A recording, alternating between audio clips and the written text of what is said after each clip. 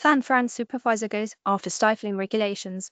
After locals dream of a cafe goes up in steam. Danny Sauter, District 3 Supervisor credit. Sauter after small businesses became frustrated with San Francisco permitting laws, a district supervisor has stood up to try and strike it down. His proposed ordinance is filed after a dozen small business owners reached out to explain they were being harangued by regulations would remove the prior use requirements, as well as those preventing businesses from uniting storefronts and moving into adjacent empty spaces. The story began as CBS News found it in the hills of southern India, of all places. Himanshu Bhaisare and his wife Milana Ram sell coffee beans from her family farm in a lovely hilly area of Karnataka, 10,000 miles away in the farmers' markets of San Francisco. They rent time at a roastery in Berkeley, but their passion for the coffee of India saw them locate an old dry cleaners on Lombard Street near to their home and plan to convert it into a roastery and cafe. Just as they arrived on the last dot of the dotted line of a lease agreement, there was a problem.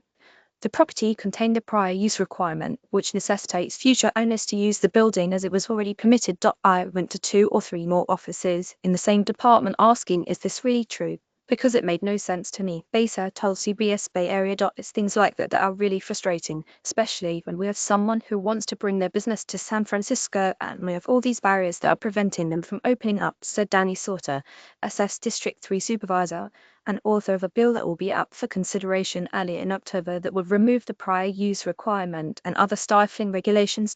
San Francisco News after police didn't take it seriously, he exposed an international bike theft ring on his own.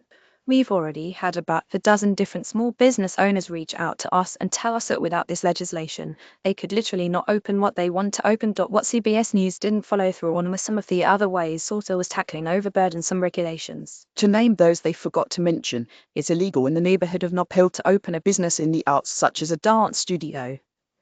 It's illegal on Park Street to open medical businesses, such as a dentistry practice or acupuncture clinic. More stories like this. Arizona suburb turned into Mediterranean-style walking town where temperatures stay low. It's also illegal to open 2 businesses under a single roof. And how does it make any sense when the only thing better than a friend to have a cough with is a new book?